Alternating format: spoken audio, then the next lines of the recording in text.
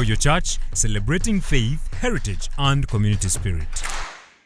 So many times you wake up every Sunday and you run to church, but the question I always pose to you is, do you know the origins of that church? Do you even know who the founding people are of that church where you pray from? So that is why here in News at 8 at Church of Uganda Family TV, we bring you this special segment, Know Your Church, such that you can really get to know of where you do pray from and where that place came from to have that magnificent structure or that interesting structure you call the church or where you pray from. So here with me today, it is a very interesting moment because quite often we do not move so much, but here today we are in Bunyoro Kitara Diocese, and a very, very interesting aspect of 100 years. Not so many churches have celebrated that milestone yet. Don't you want to know the history behind this church? Well, I have Mr. Moses Agaba here, who is the head of Laity, and he is going to be taking us through this particular information of how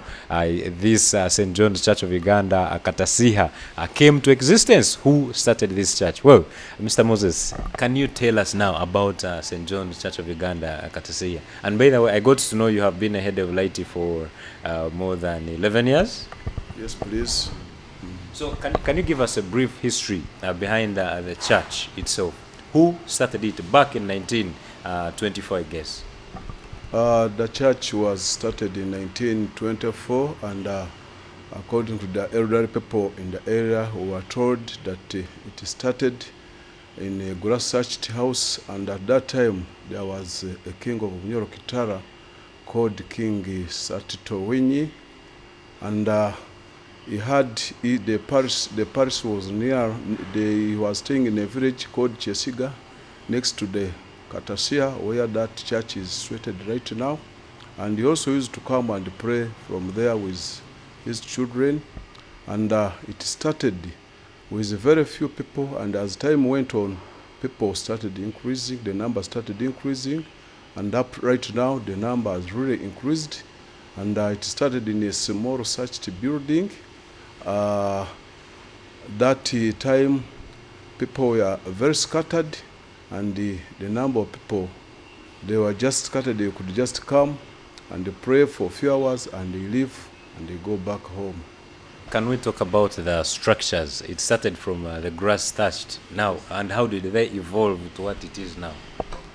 According to our elderly, the elderly people, church elderly advisors, were told it started in a small grass thatched house. From there, they again constructed another one which was a bit bigger, and still it was still grass thatched, but much as the size had increased.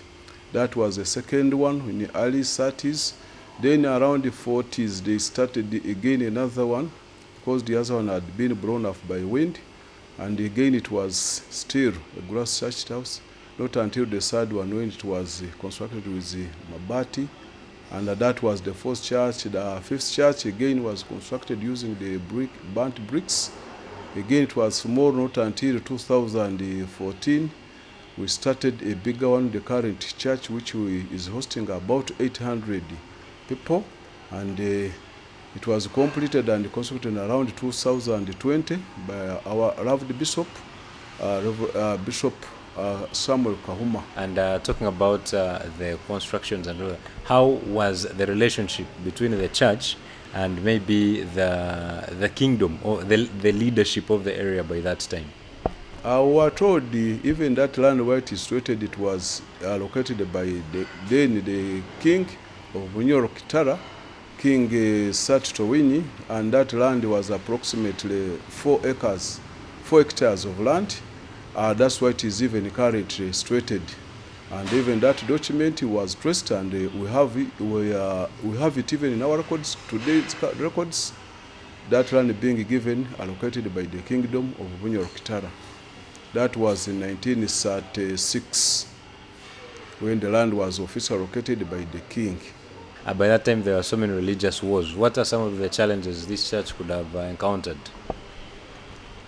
Briefly, I was not told about the challenges, but people used not to mind about going to church. People would prefer going for drinking marwa and even believing in other witchcrafts. So very few people were interested in coming to church. So those challenges were there, but the church continued up to date. We are still facing the same challenges as other people don't believe in God, other people believe in witchcrafts. Still those challenges are still ongoing. And by the way, how did you manage to pull the numbers? You told us in the introduction that the numbers have been growing consistently, and now they are way too much bigger than it was. Katasiha, where the church is located, St. John, is just 4 kilometers from the main center of Hoima City, meaning that is an urban area where we've seen people coming and buying land, seeking where to stay, and very many people have migrated to the area, thus increasing the number of people coming to church.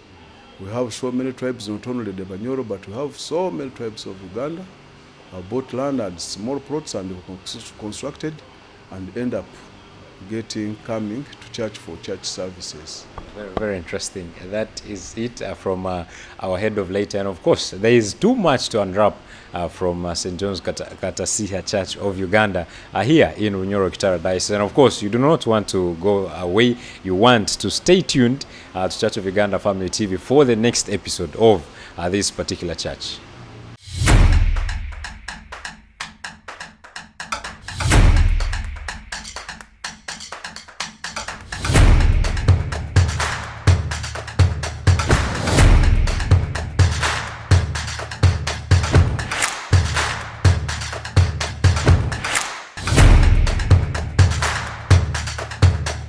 Know your church, celebrating faith, heritage, and community spirit.